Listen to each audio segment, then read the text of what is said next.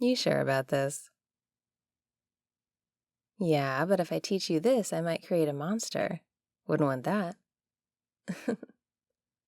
Seriously, though, is this really what you want? You're not just asking because you know I like it. Okay, that's true. I like learning your stuff too. And I know there's a lot of my stuff you can't learn because, well, magic. So I guess this makes sense. Okay, fine, I'll teach you. But you have to promise not to go online and start taking people's lunch money. Have a seat. All right, do you kind of know the basics of poker hands at least? A straight is cards in number order, a flush is cards of all the same suit, stuff like that. Okay, good. You know how they rank? Flush is above a straight is above three of a kind is above two pair. I assume you know what a pair is. Don't get too sassy, sweetness. We're just getting started.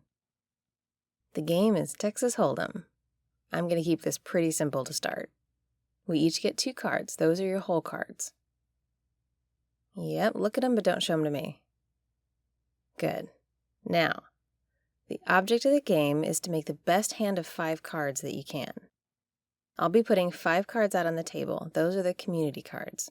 And everyone in the game will use some combination of those cards and their own cards to make the best hand. Make sense?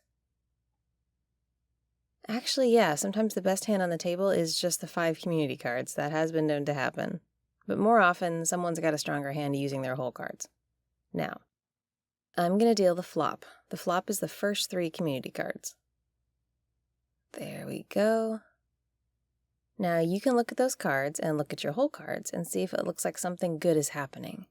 Maybe you have a king in your hand, and that would give you a pair of kings. If all the flop cards were hearts and you had a heart in your hand, you'd be close to making a flush. That's called a flush draw, where you're just waiting for 1 card of a suit to make your flush.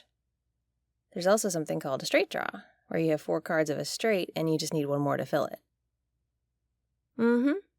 A gut shot straight draw means you need one of the middle cards in the straight. Like if you have 5, 6, 8, and 9 and you just need the 7. Got it?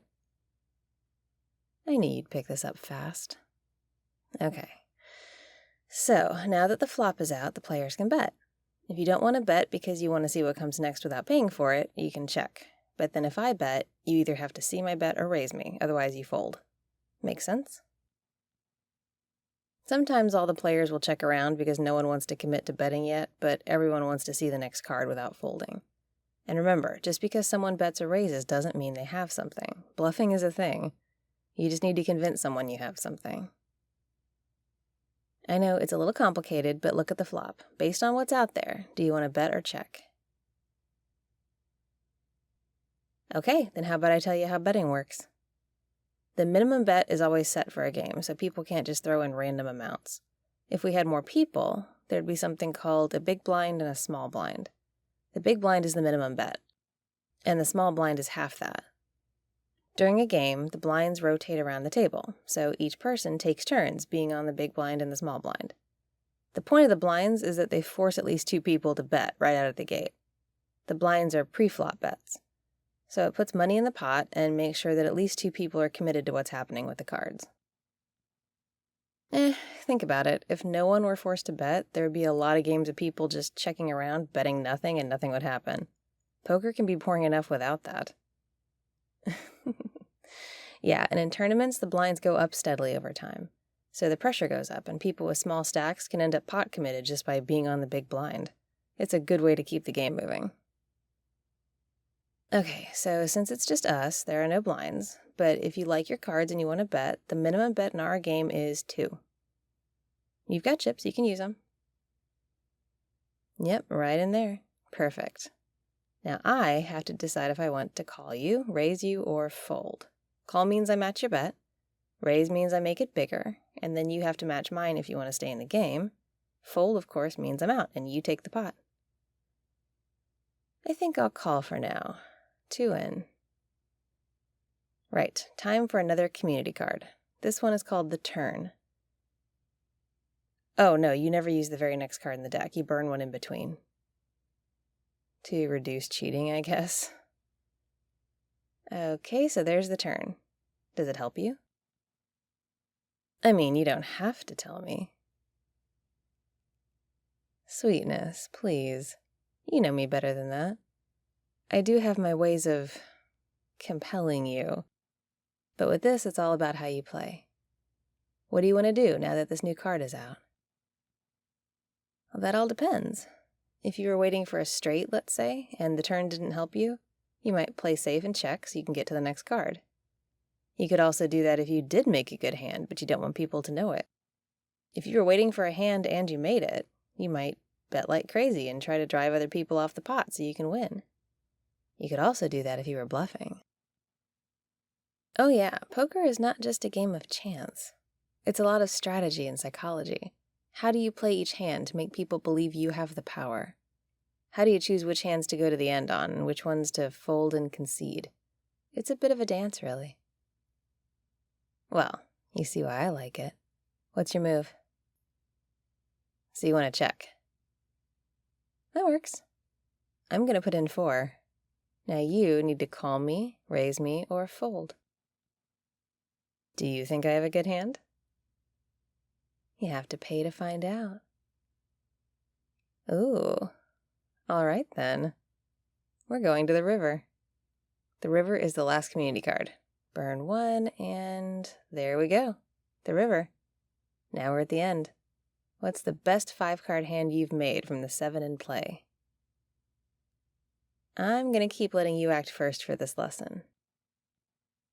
You can, actually. You can check any time until someone else bets. Some people check all the way to the end. So, you either don't have a good hand, or you want me to think you don't. I'm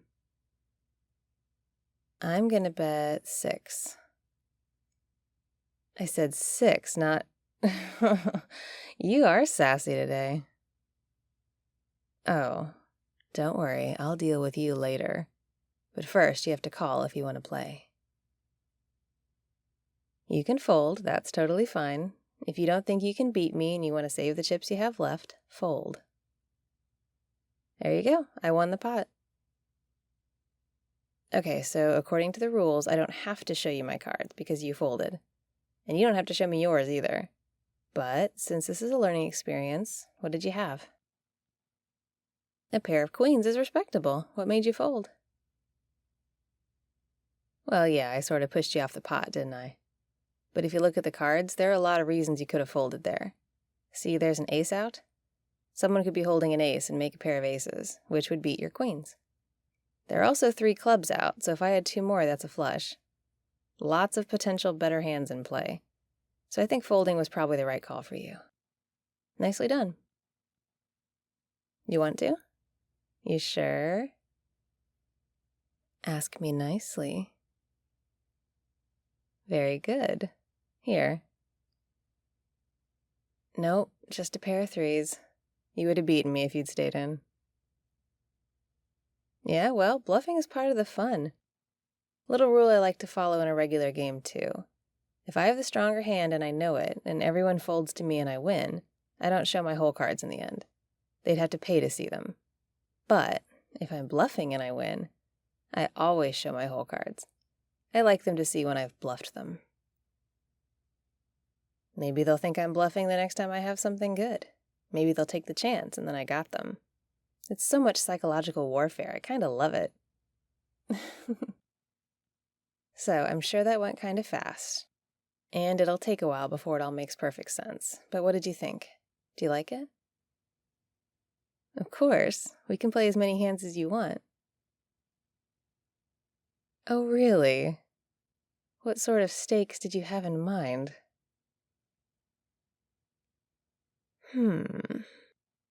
I do still have those enchanted ropes. But I feel like you're at such a disadvantage since I've been playing this for so long. Well, if that's how you want it, get comfortable, sweetness. Maybe grab a drink. I'll deal the cards. It's gonna be an interesting night.